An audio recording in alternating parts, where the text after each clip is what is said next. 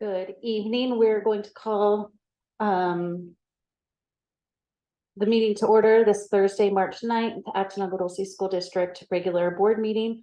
Meeting called to order at 6:30 p.m. Can we get roll call, please? Lester Mascon, present. Paul Scrapp here. Brianna Taxoni here. Tom Costin and Tim Jorgensen are absent. 1C, regular board meeting agenda. It's recommended that the board approve the regular meeting agenda for March 9th, 2023. Do we have any? Oh, can I get a motion? I so move. Second, Do we have any changes? No changes this evening. Thank you. Discussion, all in favor? Aye. Paul Scrapp, aye. Brianna Taxoni, aye. That's 3 yes, 2 absent. Public participation. The public has a right to comment on any items in closed session agenda. Members of the public will be permitted to comment on any other item within the board's jurisdiction under 6A public comment at board meetings. Do we have any public comment? Not at this time. Thank you. All right, 3A, closed session discussion items. We may talk about 1, conference with labor negotiators, 2, public employee discussion, discipline, dismissal or release, 3, conference with legal counsel, and 4, student matters. B, adjourn to closed session. Can I get a motion? Motion. I'll second. All in favor? Mascon, aye. Paul Scrapp, aye. Brianna Taxoni, aye. That's 302. We will adjourn to closed session at 6:32.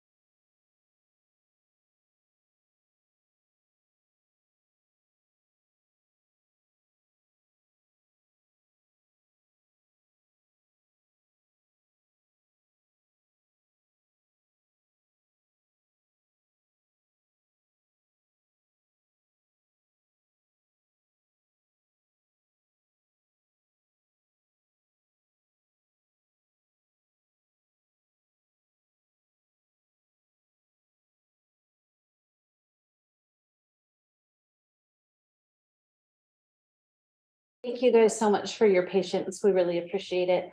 Item 3C, reconvene regular board meeting. The regular board meeting of March 9th, 2023 will reconvene at 8:04 p.m. Item 4A, flag salute. Tonight, our flag salute will be led by our student board representative, Emily. Place your right hand over your heart, ready to begin.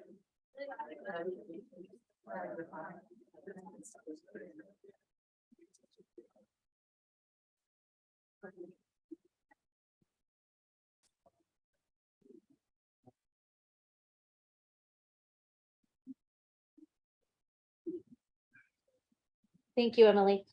And our civility statement, Ken? When conducting district business, we will strive to communicate clearly and concisely with respect for the time of others, to listen objectively, carefully considering the opinions of others, understand the productive effects of disruptive, demeaning, and intimidating behaviors, understand and respect district policies and procedures, and maintain a respect for the rich history of the district and the efforts of others who have served us in the past. Thank you. 5A, report of action taken in closed session. The board will report any action taken in closed session as required by law. The board did take action. The board took action and accepted staff recommendation to settle with AATA versus AADUSD regarding a grievance. 6A, public comments, recognitions, and reports. Please submit a request to speak to the Board of Trustees card located at the exhibit table for any agendized or non-agendized items to the superintendent prior to the meeting. Not more than 3 minutes are allotted to any one speaker, and no more than 20 minutes on the same subject. This portion of the agenda is for comments, recognitions, and reports to the board and is not intended to be a question and answer period. If you have questions for the board, please provide the board president with a written copy, and an administrator will provide answers at a later date. Do we have any public comments? No public comments, Ms. Saxony. No public comments. 6, Don't push it. 6B, golden spotlight, Dr. Sahakian. Thank you. All right, one of the highlights of the night, board meeting nights. Tonight, we're celebrating our High Desert VFW Veterans of Foreign Wars Youth Essay Contest winners. Each year, more students in grades 6th through 8th enter the VFW's Youth Essay Contest. The essay contest encourages young minds to examine America's history, along with their own experiences in modern American society, by drafting a 300 to 400 word essay, expressing their views based on patriotic theme chosen by the VFW Commander-in-Chief. And this year's theme, my pledge to our veterans. We're so proud of all of our students for their hard work and extra efforts to write such compelling essays. The winners, they're all winners who submitted, of course. The winners are as follows. First place, Francis Cabrera, also second in the district. Is Francis here?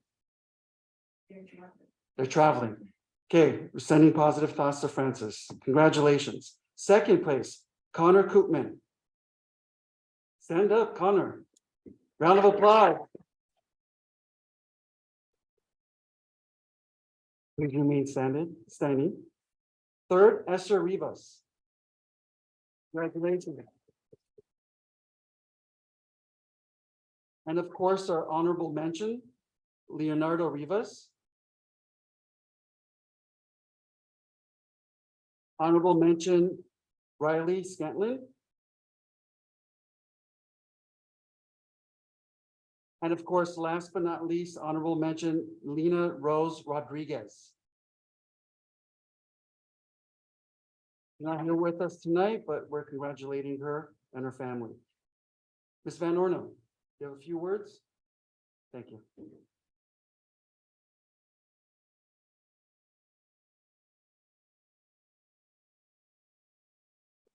So as is tradition at High Desert, the students actually have a few words that they would like to share. So you get a little piece of what they wrote in their essays, if that's okay.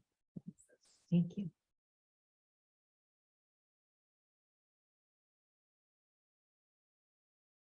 I'm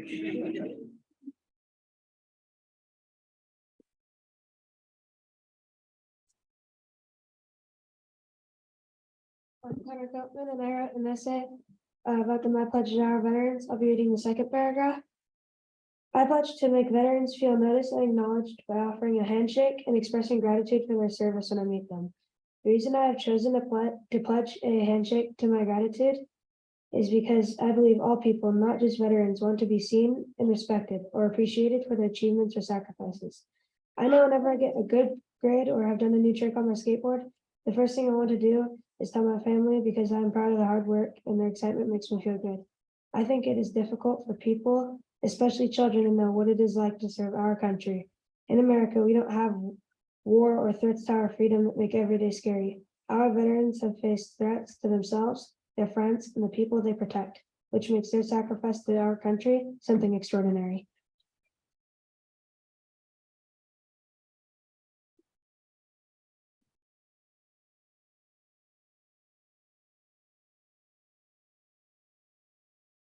Hello, everyone. Thank you for coming, and thank you, board members, for your guys' time. Have us share something. Thank you, Ms. Fenor, for everything that you do for our school. So I'm reading just a little something I put together. So I said, I wrote this essay because it's true how many people never stop and think about how important a pledge is and why it is made. Everyone who joins a service makes a pledge to serve and defend their country and the people in it. That pledge is so meaningful to our veterans, but many don't value it, and we all need to understand how precious a pledge can be. Thank you all for your time.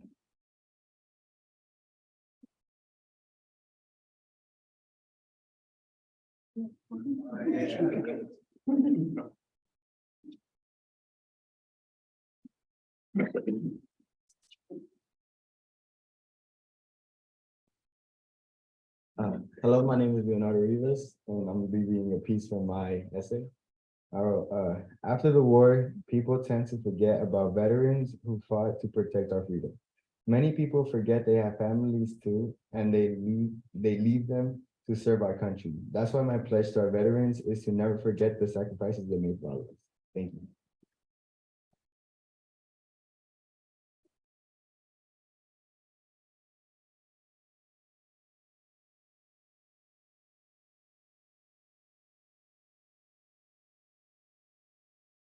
Hello, my name is hi, my name is Riley Scantman, and thank you guys for everyone being here. And I'm going to read the third paragraph of my essay.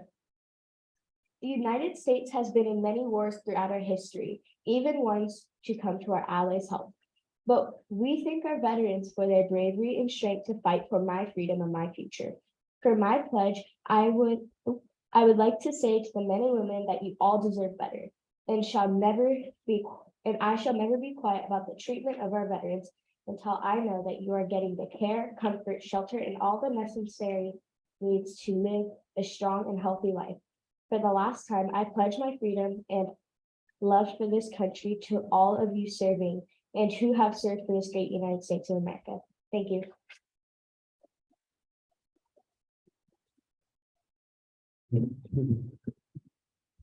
So there's not much more I can add to what they said. They kind of summed it all up and they really do a fantastic job. So I just want to end with sharing with the students that I am so proud of all of you guys. This is done outside of your regular schoolwork, in addition to everything else that you do. These are also, all of these students are athletes on our campus. They are involved in all kinds of other activities. They're active participants in everything that we do. So their pledges to our veterans really are meaningful on so many levels. I'm just exceedingly proud of all of the hard work and great things that they do. And thank you, school board, for recognizing them today. The VFW actually has a ceremony for them. And so they all received certificates at a VFW ceremony at the post. We're part of the Quartz Hill Post. So we drove out to the Quartz Hill Post actually on a board meeting night a bit ago, and they received certificates and recognition there. And so we're just very grateful to be a part of the program. This is our 5th year participating in it, and our students have come home with many, many awards and just a lot of recognition when we go, the veterans like know our high desert name, like we're making a name for ourselves out there as well with our students and the representation. So thank you very much for your support of this program and our students. Thank you.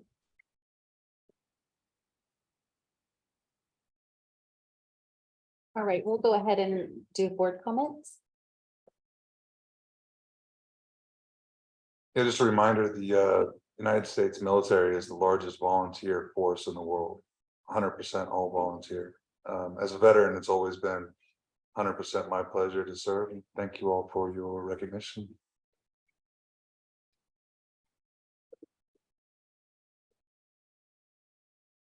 Honor, Yes. are you related to Pamela Koopman? Yes. Is that your grandmother? Yes, sir.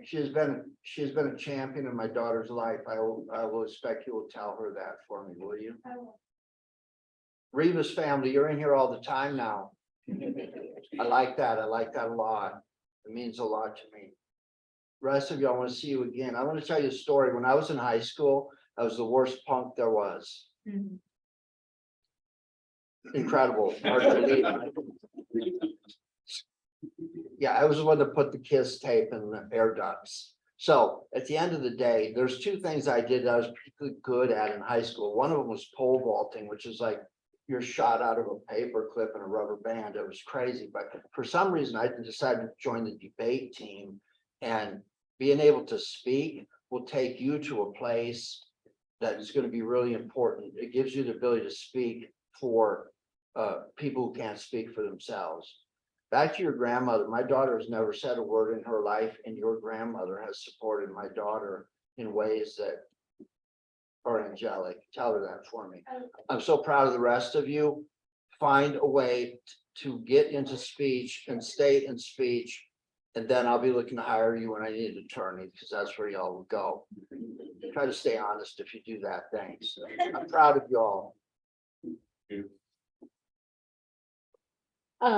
I did recognize all of you from seeing you out on the field, football, soccer, drill team, baseball. You guys are student athletes, students first, obviously amazing students, great athletes when I see you out there. I just want to commend you on going above and beyond and doing something that wasn't mandatory, that wasn't an assignment that you had to do for a grade. You went above and beyond and did something extra to show that you care about veterans, to show off your skills, and to represent High Desert and our small town of Acton on a bigger level. So thank you so much for going above and beyond, and thank you to your parents as well for encouraging that. So I commend you and congratulate you on winning. So thank you very much. And thank you so much, all of you, for being here and taking your time to come to our board meeting at night. Thank you. I'm old, I forget things. Ms. Van Ornum. How do I say this politically correctly? I won't. Look, we sit up here for free. And I always tell the people that work for me, when you dump your problems in my lap, you have given up your right to solve the problem your way. And now you'll solve the problem my way. And that's usually quick and decisive, not always popular. Ms. Van Ornum, the only thing I hear about your school now is this: excellence. And the way you handle your site and manage your site and make it your business and make the students of your school and their futures your number one priority without drama. Congratulations to you. Can everybody give her a hand, please?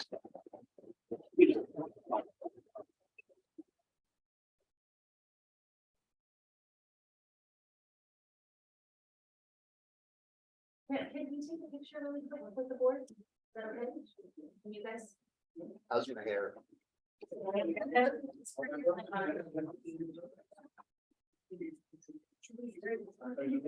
that's perfect.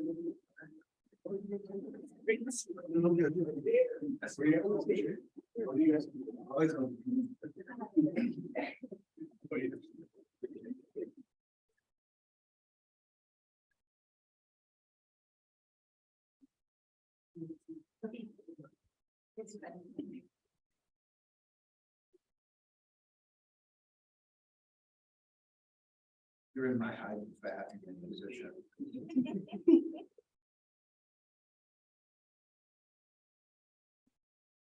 No, you cannot get close.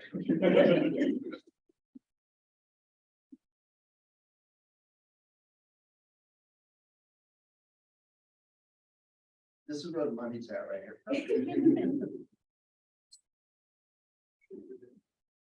Very cool. Congratulations, guys.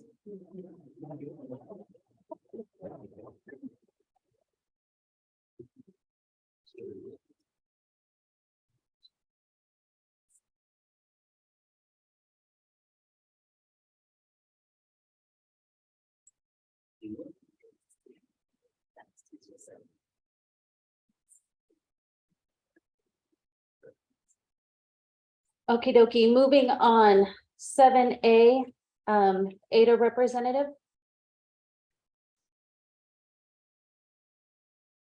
7B, CSEA representative. 7C, student representative. You're all the way down there. Hello, down there.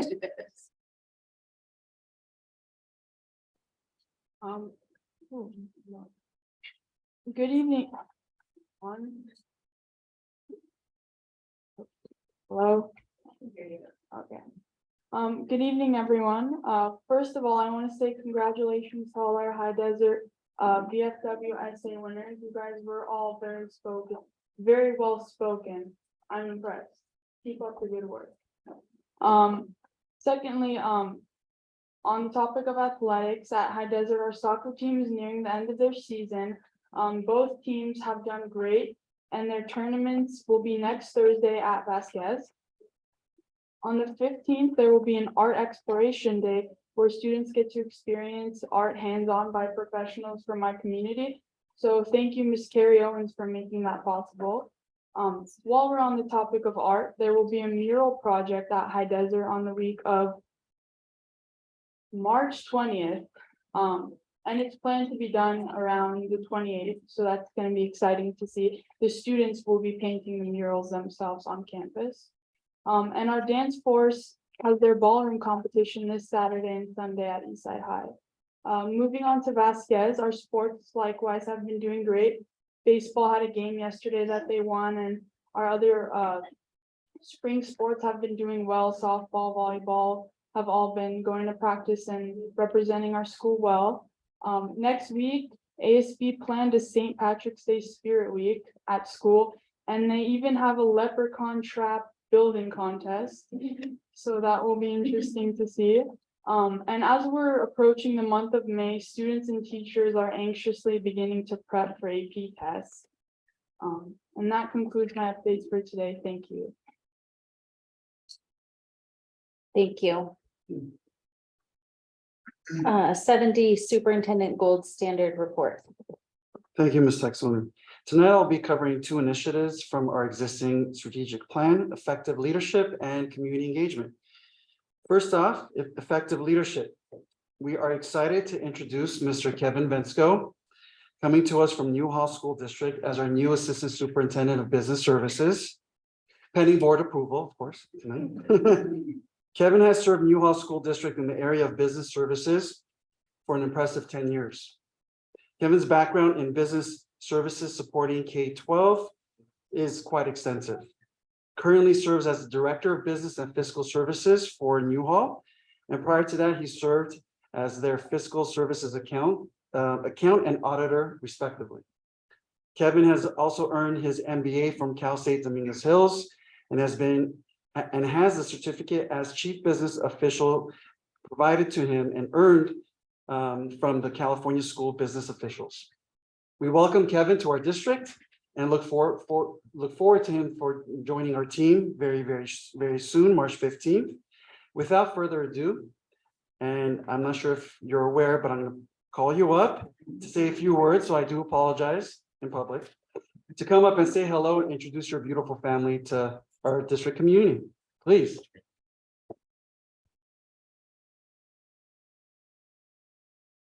Well, thank you, board members, superintendent.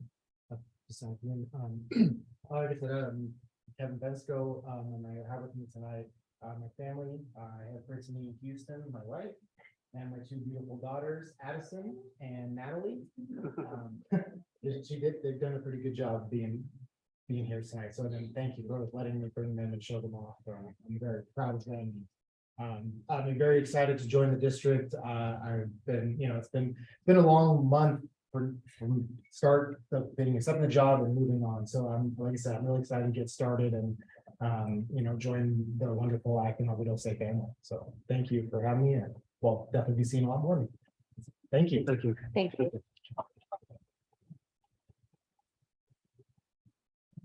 And do you guys want to do board member comments? Let's talk about Kevin. Okay, Lester, you're up. Welcome, Kevin. We're happy to have you, and I'm looking forward to seeing master services agreements for our vendors and standard forms of contract for all the sort of things that we put out there in the world and accept contracting for. No more contracts on the vendor's paper. We should have our own.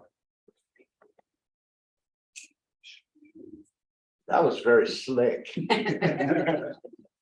I'll tell you, slick. When I got on this board, my campaign promise was reduce dependence on out-of-boundary charters, restore focus on local students, and restore the good name of this district in the greater educational marketplace. When I was hitting this board, Newhall School District was suing us. Now I'm stealing Mark Winger's employees. Welcome aboard.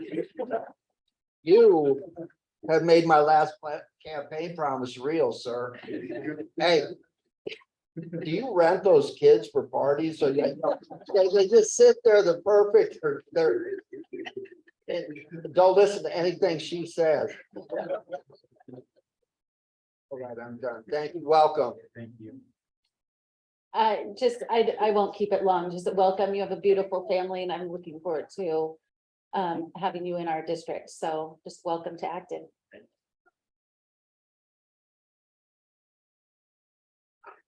All right, you gave me the cue. Sorry, it's a day quote. I'm just looking at you like, move it along. All right. Community engagement. Our continued efforts for branding and marketing our unique and wonderful district. All three sites now are playing the following video on a loop at the front office.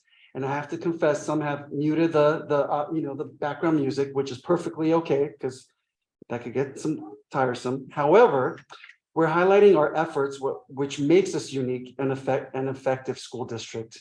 So without further ado, Alex, if you could play the video for us.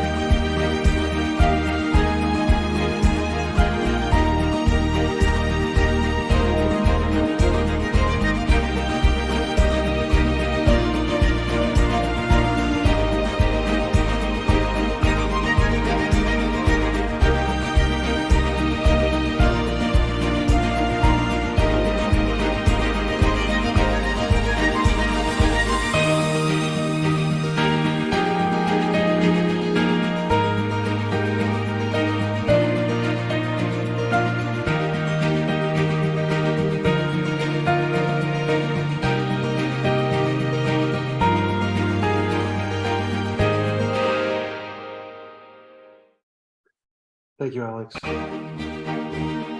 One more time.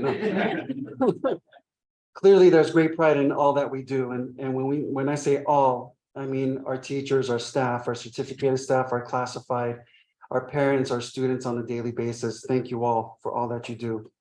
In addition, we're looking to heighten communication with all of our educational partners, which include our parents, our students, our staff, and community members. With that said, we are launching a new platform called Communication Station that you see on your screen, and a fancy QR code. This feature will be pushed out to all school sites as well as posted on our website with a QR code for easy accessibility. The platform will allow our stakeholders stakeholders to provide comments, suggestions, things going well. Kudos to the staff member. They can remain anonymous, but you know what? Kudos are always accepted and generous. But this is a easy accessibility for communication that will come back to the superintendent's office and then vet it out to where it needs to go, whether it's one of our sites or it's an employee. So this will be launched very, very soon, next week and a half. So look out for this. And I do believe that Alex will be showing us right now to navigate on our website where this could be found and what the questionnaire and the suggestion questionnaire will look like. So there you go with the graphic. Click on that and you have the short survey. And once you click submit, just asking about, some comments, some suggestions that you have, things that you like to see in the district, and some suggestions that you might provide in terms of getting certain things done. And that would come to my office. And again, like I said earlier, that would be vetted out to the school sites so that we could hear all of our educational partners because we're all in this together. So thank you for that, Alex. All right, moving forward, a quick update to our strategic plan efforts.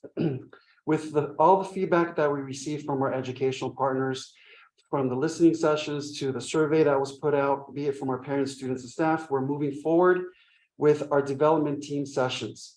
Those dates are scheduled for March 20th, 21st, and April 6th.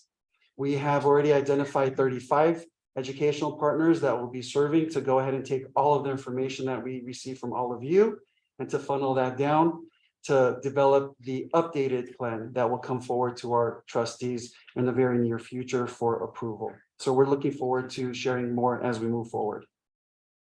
Finally, like Emily shared earlier in her wonderful report, as always, we have 2 community events that are coming up this month. We have been cordially invited to the Dance Force Youth Ballroom competition that will be held at Eastside High School on March 11th for middle and high school students. And you see the flyer up there. And March 12th for our 4th and 5th grade students. So High Desert will be competing against other schools from around the Antelope Valley. Again, for more information, feel free to contact Ms. Van Ornum directly. No, the High Desert School's main office. Also on Saturday, March 25th, the Harmonic Bronze will hold their spring concert at 7 p.m. at High Desert. This is always a special community event, and we're looking forward to the performance by all, as well as special guest performances. And I don't see on that flyer a special guest performance by board president, but I'll just throw that out there. Anyway, no pressure. That concludes my report for this evening.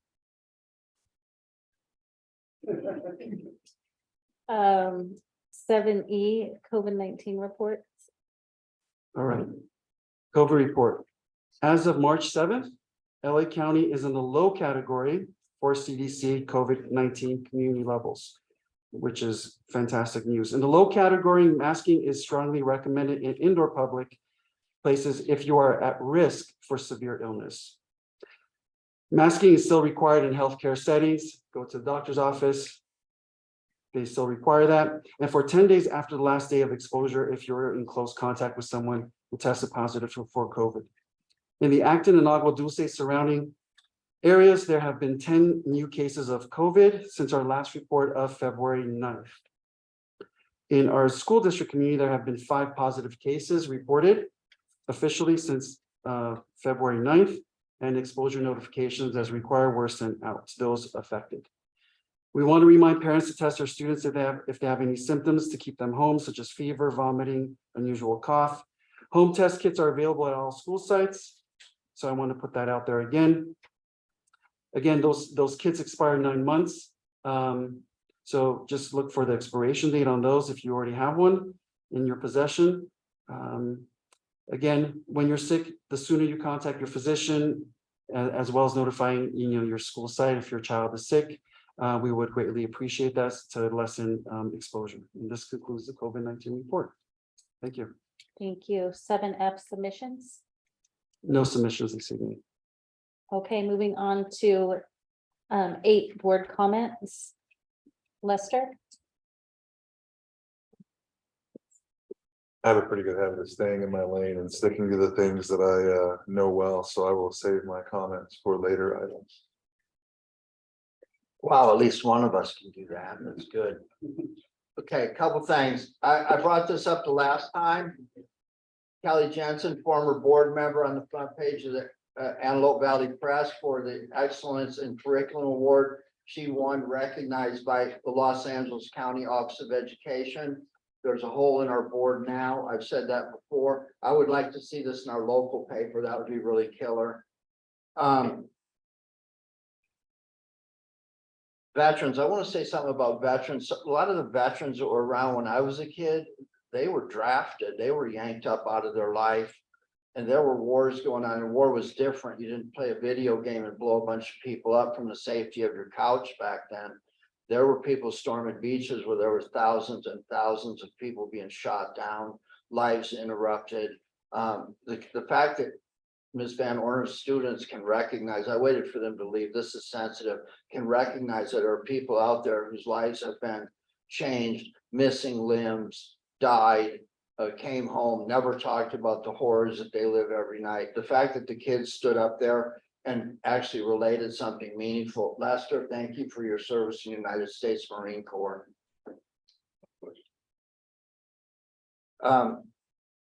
Business wise, I attended the Los Angeles County School Trustees Association meeting on February 27th. The topic was using science to improve reading proficiency, which was kind of a take and a realization that dyslexia is increasing, and learning rote words, rote memory and stuff doesn't help those people. So there's a broader look at some of the things could be implemented into reading proficiency programs that make it less humiliating for people that have an inherent problem that they can't help. I was coerced into attending the California State Board of Education meeting this morning. I have a couple of things I want to talk about. One of them was the state dashboard.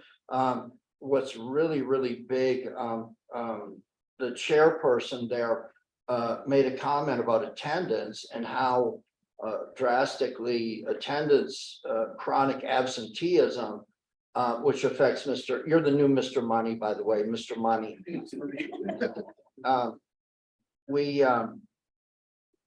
We can get grants. We're still short on our ADA to be self-sufficient. They told you that, right? You knew that, right? You don't watch my videos on TV, right? Okay, so, but in all seriousness, if you can't get your kids to school, there's no money coming in. And then the way it's painted, the way I saw it, is the state does the dashboard. So every administrator in the world except this one runs out and goes, well, we're not as bad as those people over there, or you know, you massage the numbers to make it look like you're better than the next loser, right? And what I try to tell people is, look, we have kids in this district that want to come to school. So we have some success, and that success may be lower or higher than other people, but use the success you have, and this sounds really altruistic and naive, but use the success you have to get the other kids to come to school. So I actually made a comment, I'll read it into the record. I said this to the State Board of Education. I am Ken Falsgraf, board member, Acton Agua Dulce Unified School District, which is a small rural district in North Los Angeles County. Our district remains under the competent direction of Dr. Eric Sahaki, and you owe me $50. I want to speak out this morning to let you know about how hearing the news of challenges at the state level can be seen by some as a means to compare LEA or even countywide trends and characterize that performance as, well, we're not as bad as anyone else. Unfortunately, percentage achievement bar comparisons exclude success at the individual student level. The captain obvious takeaway from the presentation we heard from the staff there is that all LEAs and counties have some level of success, which is an indicator that should be celebrated and is seen as a relevant model for success in working to make the data grow on the desired side of the graph, which that's what makes it relevant to the individual student. Tonight at the board meeting that's here right now, I will share my altruistic take on this part of the CDE meeting today and ask staff to compare our LEA numbers against the state trend and to celebrate the successes that make our district unique in the statewide data, and to take those successes to work on other parts of the pie chart. I will take the opportunity to thank our local staff, that's you all, for presenting data in an accurate manner to the state. Which, and then they said, which is most politically correct way I can put that. So to translate that into Ken language, there are big districts out there that are presenting fictitious data to gain larger cuts of financing. That's called fraud, taxpayer fund misappropriation. So I just said, I thanked everybody for not doing that here. And I thank the board and their staff at the state level for their work on behalf of the futures of students that attend our district here in Acton Agua Dulce Unified School District. The next thing was they had an item, consideration of request for determination of funding as required for non-classroom based charter schools. I'll be talking about that one again when it comes to the second interim budget approval tonight. But the California Teachers Association stood up and reminded everyone that this is a danger zone when it comes to charters like A3 and Valiant. And I think we're all very familiar with those people. So at the end of the day, I'll be talking about that a little bit. Finally, thank you for everyone. I have made some comments. I've become a celebrity in my discussions on YouTube about the 1-inch blizzard of 23 that we had here that shut down the whole world. I had 3 or 4. I grew up in Wisconsin. It was kind of a farce. But here's what I would hope would happen. There are people in this district that work for this district that are ready to go to work every morning. And sometimes things happen. And when we apply for waivers for things like snowstorms and fires and things like that, it would be my hope that the staff that's ready and able to go to work, that they're all made whole in our attempt to get a waiver and the funding that comes with that. We should not be punishing anyone that works for the district because someone else made a staff. So that matches my veiled request. Oh, last thing, in the first thing I talked about, the California Board of Education, the chair of the commission, Chair Darling Hamilton is her name. She had an idea that sometimes these disasters and pandemics and fires and floods and snowstorms are getting so bad and so frequent that that's actually the cause of why our kids aren't being educated and missing school and attending poorly. So at the state level, you have people who are all still wearing masks in the room, thinking that maybe we should be ready to fire up virtual learning at any moment. And I personally am not a supporter of that. I don't mind kids riding sleds once in their life. But we do need to get them to school and address the issue of encouraging kids through our social media. President Taxoni had a couple of initiatives this year that make our district, if you just look at it, it's a great place to be. But I'm not an advocate of flipping kids back and forth between seeing their friends every morning and turning the computer on and putting our staff, especially our teaching staff, through that. So give the good word, encourage your neighbors, get your kids to school. He needs your money. Brianna? I do agree with everything you said about attendance. It's hugely important. I used to do attendance at High Desert, and that's my current job, is taking care of attendance and running all of those reports. And to watch attendance go up and down, especially since COVID, it looks crazy. So definitely get your kids to school, even if it's just for part of the day. If they're late, if you have a meeting or if you have an appointment, bring them in for some part of the day so they can get counted present for at least a portion of the day, even if you don't think it's important. It's just the end of the day. They're not going to be learning anything. It's important. It is important to get them there. So I wanted to thank Mrs. Botten and Mrs. Van Ornum for inviting us all to the dance force competition. That's definitely a really fun competition to go watch. Unfortunately, I'm busy when both competitions are going on. So I wish you guys good luck, and I'm sure High Desert is going to do amazing. They always do. So good luck to Dance Force. Also, good luck to High Desert Soccer with our championships coming up. I will be there. That's blocked off on my calendar to be at Vasquez for the whole evening, even if it's freezing cold outside like it has been. I was able to actually catch a Vasquez softball game. I was leaving work and I saw some purple out on the field and pulled over, and they were playing Portsall High School, which is right next to where I work. So I was able to catch the last, I think, inning and a half of a Vasquez softball game. So that was really exciting to see some purple out where I work.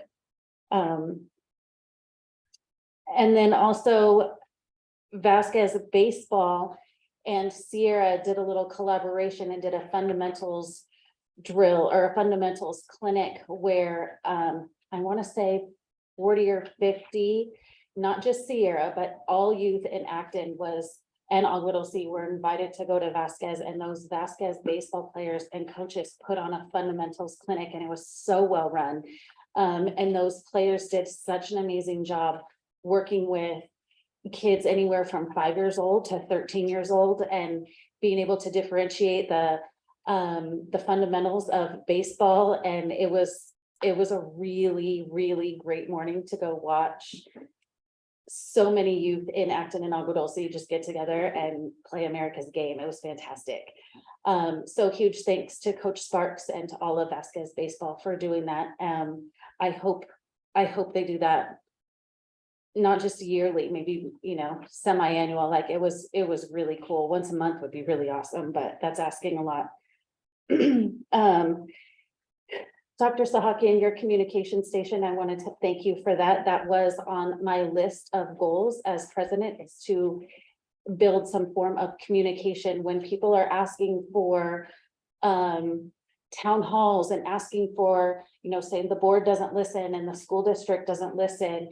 And there was really no way to communicate without standing at the podium and sending an email. This opens up lines of communication with students and staff and parents to be able to communicate directly with the district office and not have to go through hoops and not have to feel like, oh, should I email? Should I go to the board? Should I? They can just scan the QR code and get directly in touch with district office, and then can push whatever information out, good, bad, fantastic, ugly, whatever.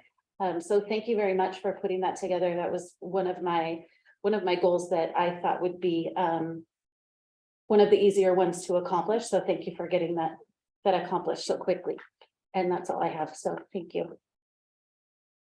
So moving on to item 9A, approval of consent calendar items. Can I get a motion?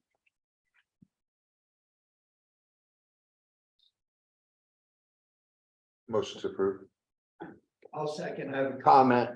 Public, we missed the last board meeting because of the 1-inch blizzard of 23. And a lot of stuff you're going to see us go through tonight. Staff actually had many of these reports posted from the meeting before. And since there was no minute, we're going to blow through this very quickly because we would have had our discussion already. Thank you. I'll second. Okay, so discussion for consent calendar items, that would be 9B, 9C, 9D, and E. I think I spent most of my day reviewing like a 180-page contract this morning for my job. So contracts in particular are always something I pay attention to. And I really hope we're almost getting to a point where we're going to be done seeing our vendors' paper coming to us, and that the contracts that they give us live inside of our own standard form of agreement. Good. Call for question. All those in favor? Aye. Paul Jeff, aye. Brianna Texoni, aye, with 2 absent. Passes with a vote 3-0-2. 10A Personnel Action Report. Can I get a motion? I'll motion. We had it down. Second. Discussion. None for me. Call for question. All those in favor? Mask on, aye. Balls drop I. Brianna Texoni, aye. Personal Action Report. With a vote of 3-0-2. 11A Metal Arts School Safety Plan. A motion. I'll second. Discussion. None for me. Comment with, this is the second read of all of these safety plans. All those in favor? Mask on, aye. Balls drop I. Brianna Texoni, aye with 2 absent. 11B High Desert School Safety Plan. Second. Discussion. All those in favor? Mask on, aye. Balls drop I. Brianna Texoni, aye with 2 absent. 11C Vasquez High School Safety Plan. Motion. Second. Discussion. None for me. All those in favor? Lester, yes. Balls drop I. I'm forgetting my own name. Brianna Texoni, aye with 2 absent. 11D Comprehensive Safety Plan. Motion. Second with comment, this is the district-wide safety plan that supersedes at the administrative level, all safety plans. So if you try to work some angle that I would have worked when I was trying to get out of doing what I did in school, we always go to the big district plan to discipline you. All those in favor? Mask on, aye. Balls drop I. Brianna Texoni, aye with 2 absent. 12A CSBA Delegate Assembly Region 22 candidates for 2022-23. Can you get a motion? Motion. Second. Discussion? Okay. All those in favor? Mask on, aye. Balls drop I. Brianna Texoni, aye with 2 absent. 12B Estimate Dependable Cooling and Heating High Desert School. Motion. Second.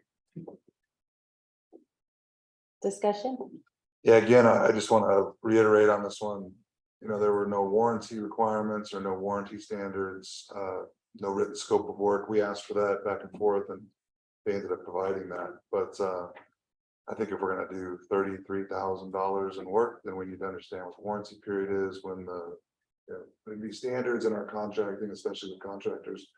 And most of that can sit within like a master services agreement with the vendor itself, so that we can issue something as bland as this to them. And then knowing that there's an overall contract that rules our relationship with them and what our requirements are. This is for dependable cooling and heating.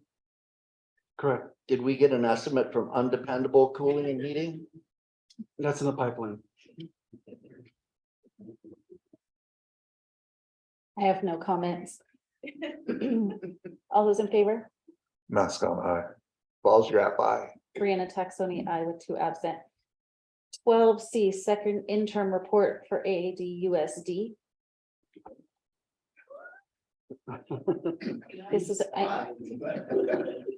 an action, so I need a motion, please. Motion. Second, I'll do the comedy here, thank you. Dr. Sakian? Thank you, Ms. Saxon.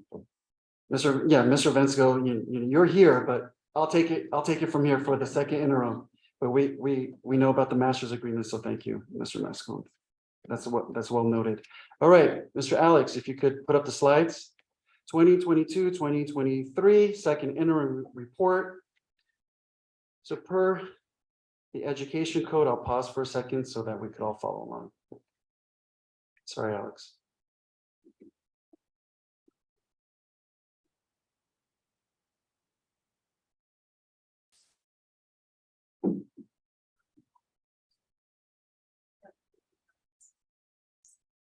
No pressure.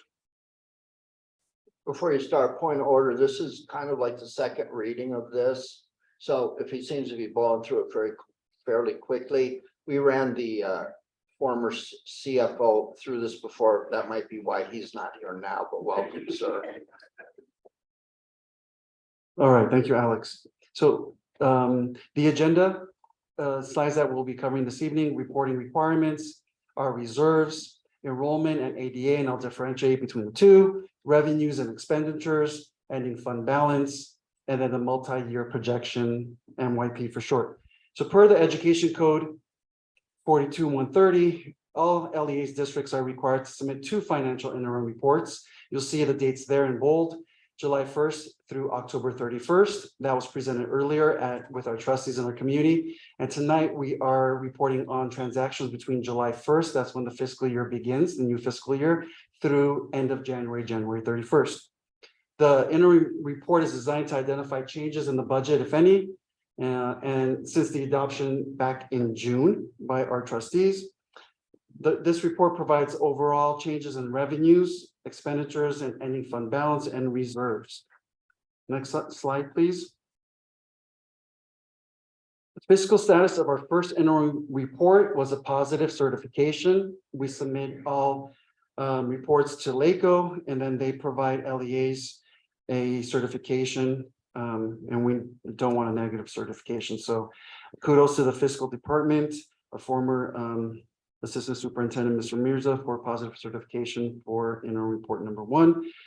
District requirement for the current year and at least the next 2 fiscal years out, in terms of the minimum reserve that we are required to maintain, is at 4%. So if you take a look at the total available reserves, it's broken down between a 3-year span. Last fiscal year of 22-23, the current this year, sorry, jumping ahead. This year, 22-23, and then we have 23-24. As you see, the reserves inch up a little bit, and then 24-25 inches up a little bit more to 11,881,000. Next slide. All right, so CBEDS and ADA trends. So you see 7-year comparative data there, with our enrollment numbers starting in 2018, 2019. And you see a decline to 21, 22. Then for the current year, there's an uptick of enrollment numbers, which is always a positive. And then projection again for next year, 23, 24, a slight decline by 10 students in terms of enrollment, and then 24, 25, 993. So enrollment are the number of students that are registered and are and here in the district. ADA stands for average daily attendance. That really happens to be kind of going back to what Ms. Taxoni mentioned earlier in terms of students in the seat. And that's how districts LEAs are reimbursed. So what you can see is a decrease in ADA year to year. So again, when we're talking about attendance, making sure that our students are in class, plays not only a factor within ADA trends, but most importantly to student achievement, their own achievement, first and foremost. Next slide. So all general fund revenue. So what you see here, and the bulk of our revenue is from LCFF, local control funding formula. Sorry, Emily, I know it's kind of dry, but have a good evening. Thank you for being here with us. So 22-23 first budget, first interim, you see the LCFF funding, and it's broken down between the federal revenue, state revenue, and then local for the amount of 19,683,000. Second interim, again, I'm not going to go by line item. There's a slight uptick in terms of second interim revenue to 20,472,000. So federal revenue was increased approximately by $1 million due to the recently awarded Department of Justice STOP grant. That's categorical within a specific scope of work. State revenue includes music and arts block grant at approximately $556,000. And then local revenue increased due to the interest revenue slightly. Next slide, sir. So we're looking at 22-23 budget expenditures. As we know, generally speaking, it's not something isolated to our district, but most districts, 80% of overall budget expenditures are on payroll as well as health and welfare benefits, certificated and classified. So you can see the expenses there for both certificated salaries and classified, and the percentage change, and as well as the benefits change as well. Next slide. It just provides you just a visual pie chart in terms of the previous slide of where the expenditures are going. Again, the majority has to do with health and welfare benefits as well as payroll. Next slide, sir. So CalSTRS, CalPERS, the retirement benefits, CPI, which stands for Consumer Price Index, and then, like I mentioned earlier, LCFF factors. So I just want to point out some factors that play into decreased revenue. For example, CalPERS and CalSTRS. Employer contribution typically year to year goes up, which then dips into the revenue of the school district. And again, this is not specific to us, but most districts, and we see this trend move forward in the next 3 years out. Next slide. All right, expenditure variances. So salaries are decreased based on payroll actuals until January and projections for the remaining months. So for instance, certificated salary projections were updated based on the 6-month actual data. Classified salaries were updated within the 6 months because of negotiations and the ratification of a 7.5% increase. Staffing is maintained currently with minor changes. We just added an arts teacher, so that dips into revenue, hence expenditures. Textbook adoption budget decreased by 100,000. And then services such as sped services, where we contract out to meet staffing shortages, to meet compliance, reflects an increase in expenditures. So just wanted to give our community, our trustees, a view of some variances in expenditure within the second interim. Next slide, sir. And again, here it's just another reflection of beginning fund balance for the second interim and then ending fund balance. And again, I want to say that just like the first interim report, we are not deficit spending. Moving forward, multi-year projection, MYP for short, to span 2023, 2025. As you can see, for example, projected expenses, multi-year projection, I want to say that's the 4th line item. You can see that the projected expenses decrease over the 3-year span to 2024 to 2025. And with that, there's a correlation to the reserve level increasing from current year of 61% to 23, 24 to 71%. And 24, 25, 72.52% in terms of reserve level.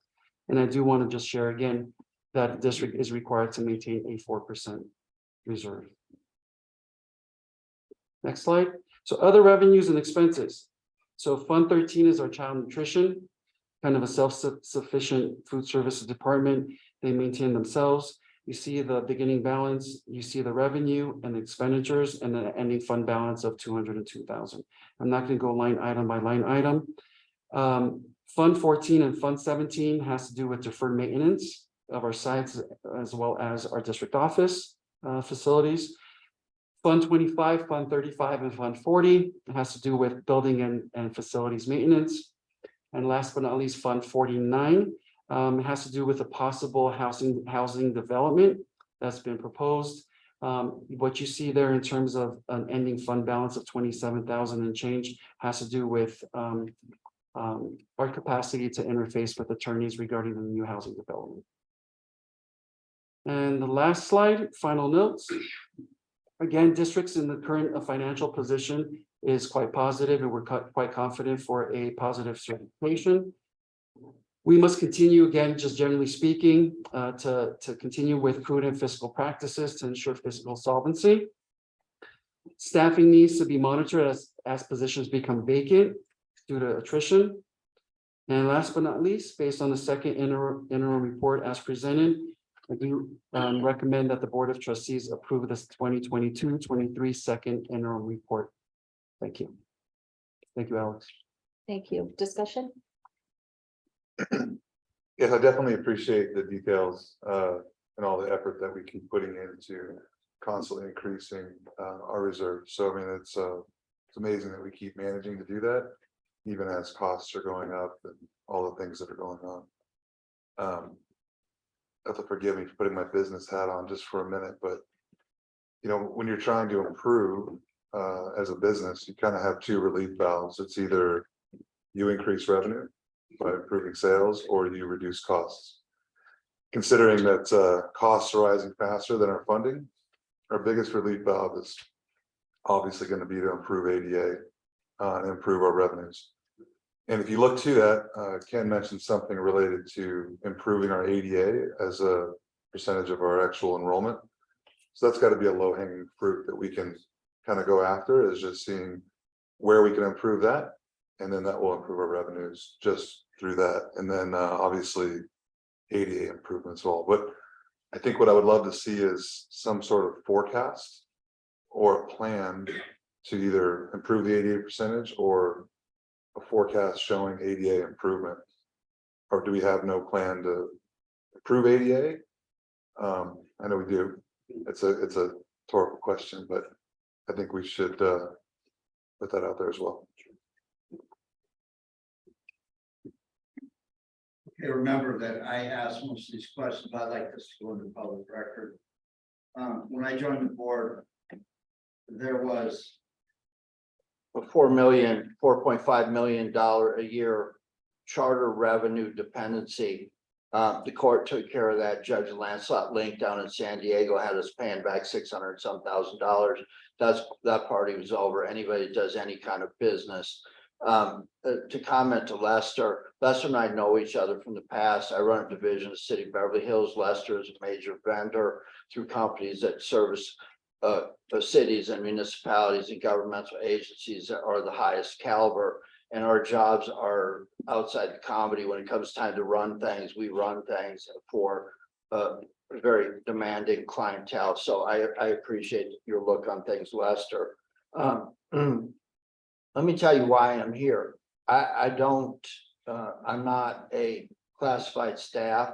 I'm a terrible teacher. I'm very patient. I'm not a principal. I'm not a financial guy. I don't tell the superintendent what to do.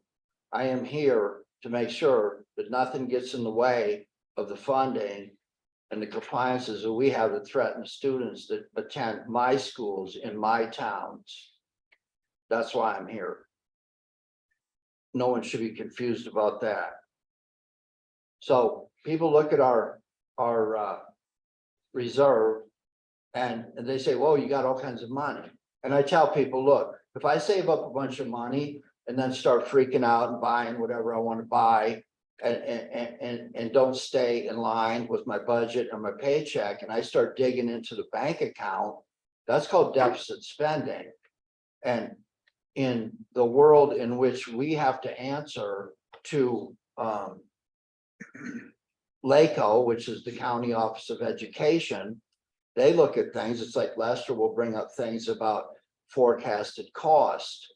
Is this going to go through the people? I don't want to speak for you, but does this go through the people above us that do the forecast? We don't just do what we do and then nobody's watching us. I mean, LACO has tight controls over what we do. But when you start spending money on things out of your reserve, you can have the biggest reserve, but if you're augmenting your regular expenditures that aren't capital improvement projects or whatever, LACO comes in and starts giving you additional oversight. And with additional oversight comes additional control. And when you lose control to LACO and LACO loses control to the state, we aren't able to look at the kids that go to our schools and determine who wants to be an iron worker, who wants to be an electrician, who's headed to college, who's going to go to the, I should throw this out there, the local career technical academy that's going to bring in people that are tired of doing math over wherever they're at, and want to have an apprenticeship program staring them in the face. But that's why I'm here. This team has brought in more than $5 million for the next 5 years. And that replaces the charter revenue that wasn't sustainable, and no one's gonna come back unless you're not spending the money. And again, everybody upstairs, if the joke in government is, if you're gonna get $1, they're gonna charge you $3 to show them he sees it. You gotta report all this stuff. So there's all kinds of compliances. But short of somebody not spending the money and stuff, our administrative team has put $5 million on the table, more than that, for the next 5 years. Now, my concern about that is you could get $5 million in grants and competitive grants. And I think the last one, the 3.6 million, it was a nationwide competitive grant process, and less than 100 districts across the United States got the money. But at the end of 5 years, that money gets cut off. And if you don't build efficiencies in that allow you to, it's kind of like the No Child Left Behind. They would give you some money, and then why are you laughing? Then every year, if you didn't go up by the mandated amount, then all of a sudden you didn't get your funding, and people were used to it, and you hired people and teachers and resources, and then you lost it all. It was counterproductive is what it really was. So what I look for as a board member, I do not want that grant money and the sufficient and the long-term sustainability of it threatened, because you don't want to get to year 5 and go, hey, that arts program, hey, all these career technical stuff, it's over because we don't have any money, because it got sucked up somewhere else. Now I'm going to go into danger zone, and I'm used to being there, and I need some of it. But here's what threatens things: financial threats, legal actions, compliance issues when we're not doing what we're supposed to be doing. It's like you've got the state board kind of hinting around that you got big school districts not being accurate in their reporting. That's called a lie where I come from, and then we're comparing ourselves to a bunch of liars. You got a big school district saying, oh, we don't have an attendance problem, give us all the money. We get more. How much money do we get more if we report 100% versus 80? I mean, it's just sad. I don't want people suing this district, moving in here and thinking we're a bunch of hicks. We're not a bunch of hicks. We're pretty street smart enough not to get kicked in the head by a horse in our own yard. So don't come in here playing with us looking for a handout. I shouldn't have said that, but I did. Do something about it. We don't want to put ourselves in compliance issues with people being sued. And I'm going to tell you something. I have the child that's probably the least cognitive in the whole district. She's taken care of in the best possible way. You heard me send that Koopman kid home to tell his grandma how great she is. But sped mistakes are very, very costly, and you cannot put those in the budget. If I see a reserve number, say, what's that on hold for? He can't tell me, because we're expecting a bunch of lawsuits. What I have noticed at the state level is some of these really low incidents, mean they don't happen very often. You've got an issue, you've got a medical issue, you've got a severe emotional distress issue. Sometimes those placements end up being out of state with non-public schools, non-public agencies. And those placements can cost you over $200,000 a year per student. And you've got these excess costs. So I think the state model needs to incorporate, if there's a district that's our size and you have 1 in 100,000 populous case, the state fund for education should not punish the individual district, which sets up people in the district. The administrators kind of look and go, if it wasn't for that one kid, you don't put our administrators in our budget in that place. So I'm glad to see the State Special Education Commission, which I think somebody around here tracks that pretty closely, is trying to work on that for stuff. So we're getting support and that kind of stuff, but I don't want to see lawsuits at all. And I talked about agenda item 6 in the Department of Education, Cal Department of Education this morning. The minute they talked about charter funding for non-seat-based charters, the Teachers Association stands up and reminds everybody, people robbed $80 million and the door to that nightmare was open right in this room. If you can believe that or not. So I don't want to see any of that. And I was asked the one question. Did we bring in any charter revenue this year? So let me explain that. Revenue means the cost of doing what we do to oversee is X. And the law says that you can charge that up to 1%, one or the other, whichever is less. Did we claim any charter revenue in here where we're taking something from the charter and the kids that go to charter and dump it into our own coffers? No, Okay, on the other side of that coin, I don't want encroachment from the charters, something they're doing, or we're spending our money that we can't recoup from them at the expense of our kids who go to my schools in my towns. They're my kids. That's my number one thing. I love it that there's charters. I love it that there's choice, and I respect everything. But you cannot take our kids' money to run your school. Has there been any encroachment on our general fund in this last reporting period that you are aware of? no, I hope that includes the last 2 weeks even. So that said, remember, when you come in here and you take, I tell people at work, I said this before, if you work for me, you do what you're supposed to do. You know what your standards are. When you bring your problem to me to fix, you have lost your right to fix it your way. I will fix it my way. And that way is usually very decisive and quick. So anything that threatens the $5.5 million that this administrative team has come in here to throw extra on the table, we are not ADA sufficient yet.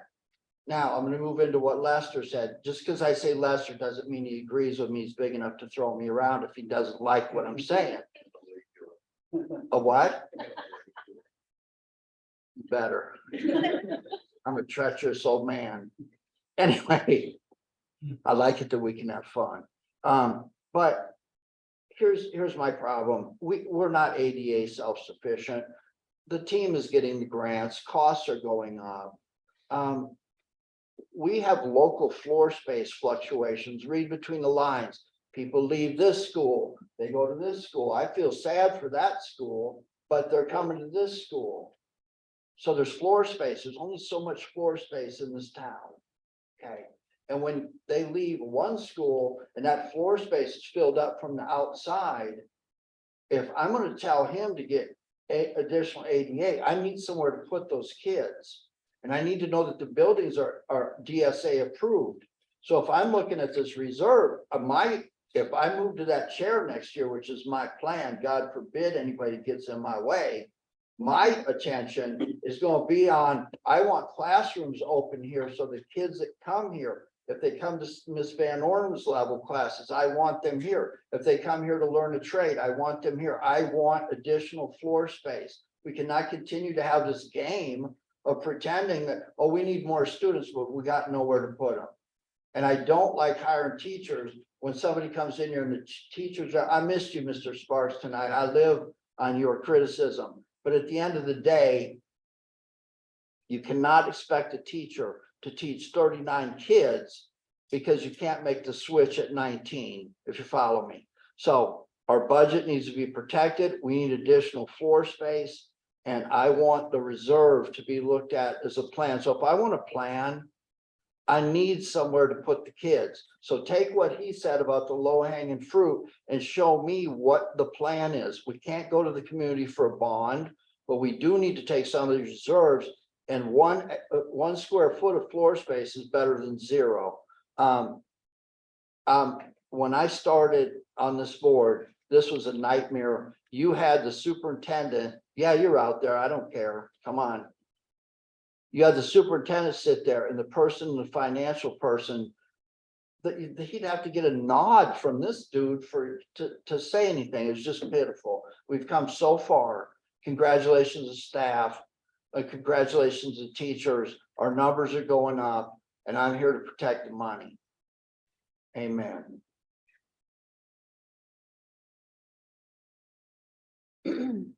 So Ken talked a lot about the reserve and protecting the reserve. In layman's terms, when you say we're required to have 4%, but we have 68% and it's going up and it's going up by 3% every year. In layman's terms, when we're required to have 4, why do we have 70%-ish? That's a great question. So thank you. Just as a cushion, to just speak of layman terms, if there is unanticipated expenditures, be it a special education lawsuit, if the deferred maintenance funds cannot take care of some huge expense at a school site, then you start dipping into what we call our reserve. So, we have to pay our employees, our classified and certificated, so we want to reserve, we want to remain fiscally solvent. So the reserve, as it Thank you all for increases, coming, whoever you are. it's really a cushion for a rainy day, and rainy days do come. Is there ever a point when our reserve is going up and up and up? Is there ever a point where we reach to where we could get in trouble for having too high of a reserve? Where LACO's gonna come in and say, why do you have 175% reserve? We don't have 175% reserve, by the way. Right. No, great question, because, as the second interim, if it's approved this evening, then this goes to LACO. And then they'll take a look at our fiscal reports. And again, they'll provide us guidance. If they're looking at it as being too high, in my experiences, I haven't had a report back from LACO to say it's too high. It's usually the opposite, or that you might be in danger of fiscal insolvency. That becomes problematic, but I haven't seen it the other way around. I think we need. Do we need to loop back around? I think just to comment on the reserve, 4% is an absolute joke. It's the smallest amount possible. If we ever reach a point where we're sitting at 4%, we should all be very, very concerned. It is not even remotely enough. And as far as the 4% goes, it's not a one size fits all. I think you mentioned it as well. The large school district might be in the single percentage range, but somewhere our size, 4% is not even remotely close enough. I feel better if we were at 100%, and then we could sit there and we'd have a whole year of cash in front of us, and we needed no revenue to operate. Okay, to give you a very practical example, what Lester is involved in parking operations. And in most municipal government entities, you have rate payer. You might have a rate payers commission. The idea is that you don't charge more than the value of the service. So let's say it costs you X amount to deliver trash. So you look at all of that, you look at all the trucks, the employees, the leases, the disposal fees, the benefits, all that. It comes together, and then you say, okay, this is how much we have operationally. And then you break that down to the individual client. That's how your gas bill, your electric bill, and all that's supposed to work. There are rate payer things. The difference between rate payer things and the district is LACO gives you a certain amount per student or classified funding or whatever. Now, the problem with charters was you were basically charging these people so you could authorize them when they couldn't get another authorizer. So it's kind of like that world becomes the equivalent of running up a reserve on an enterprise fund where it's just really clear your taxpayers are being overcharged. That's kind of the difference. I want to call to your attention, there's 2 warrant registers here. They represent about a month. And these warrant registers for just this month add up to about $1.2 million. So the district is cycling through $1.2 million. In the event something were to go really wrong, horrendously wrong, I don't even want to give examples, then I'll get blamed. I get blamed for a lot of things. But to Lester's point, when you start looking at what those numbers really mean and you start comparing them to warrant registers, there's not a ton there. When you take a look at the projects I'm talking about doing, you're not really, you know, what does a soccer field cost you now? 1.2, 1.8? I mean, and so I'm beating on everybody to get floor space. And you're still looking at, you burn up the money that I need for floor space and you've got no reserve, then you're back down to the never ending cycle of laying people off, cutting programs. That's where the arts went to. That's where music went to. It's just maintaining the most basic rudimentary things. And then you have no identity as a district to be unique and offer the great things we're doing. Brianna?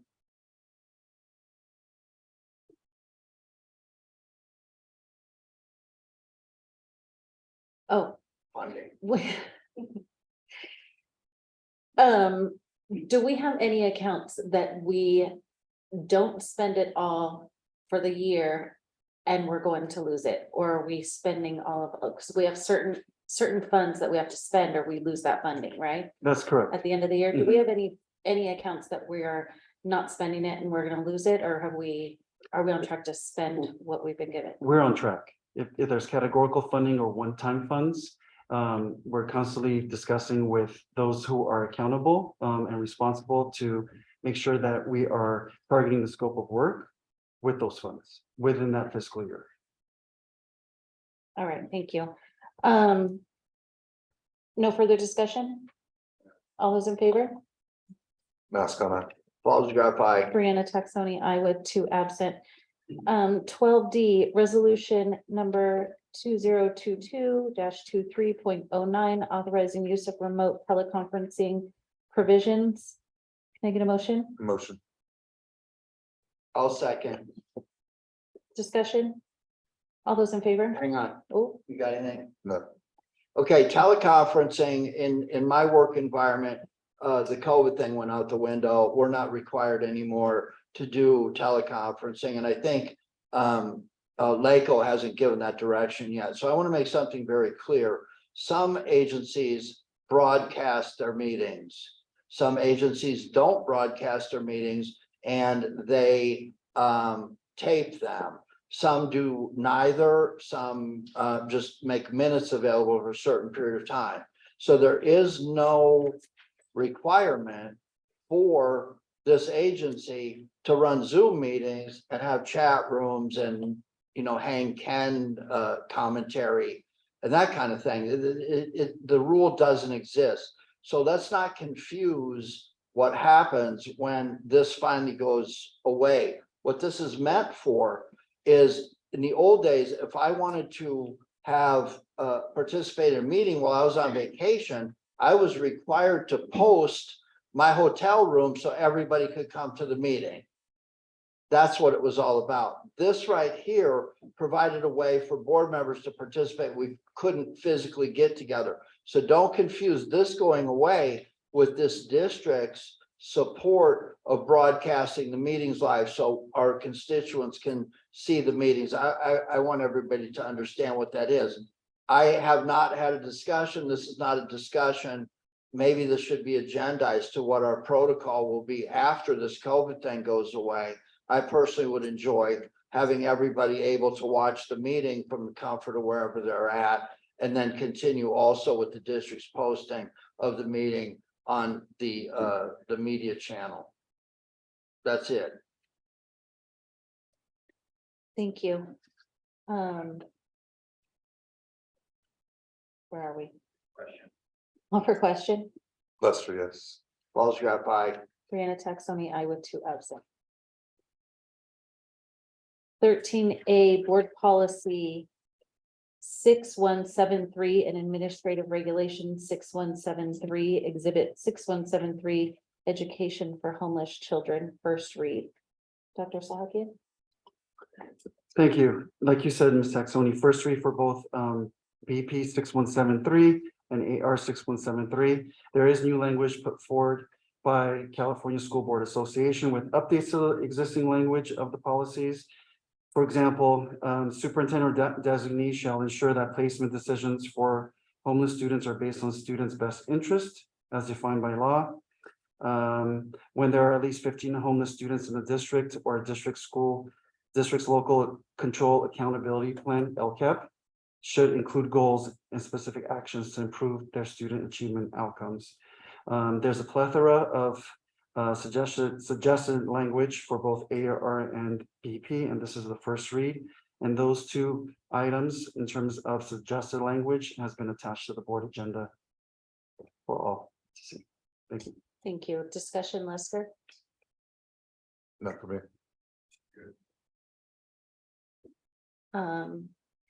14A calendar.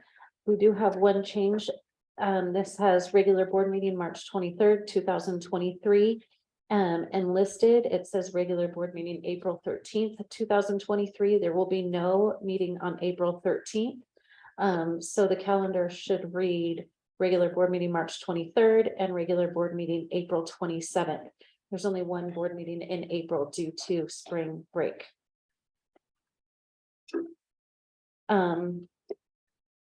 Any discussion?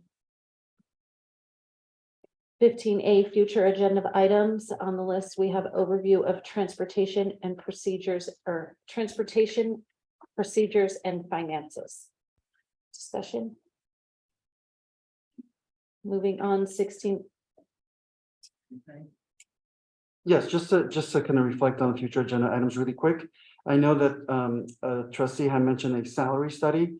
We were able to successfully negotiate with ADA our outcomes, and that will be presented to LACO as required. So we'll bring that ask back to the board if we need to move forward with a formal salary study session. In addition, I know that there was a request to agendize transportation plan. The transportation plan overview, as well as the budget for transportation, will be presented on March 23rd at our next board meeting, as that transportation plan is required to be submitted to LACO by April 1st. Thank you. So to be clear, what you're saying is these are mandated reports to LACO. And once those reports are submitted to LACO and approved by LACO, and if LACO returns with any recommendations or findings or district compliances that need to be put in order, that can be shared with the board and has to be shared with the board. And within that report out is room for people to discuss whatever their concern might be outside of LACO's approval. That's my understanding. That's correct. Any suggestions, recommendations by LACO will be brought back to the board for discussion. I don't imagine I'll be given too many because I'm not a bus driver. Thank you. Okay, moving on, 16A adjournment. It's recommended the board adjourn the meeting at 9:31 p.m. Can I get a motion? I so move. I second. If one of us votes no, it doesn't carry, right? Call for question. Mascot. Paul's crap, aye.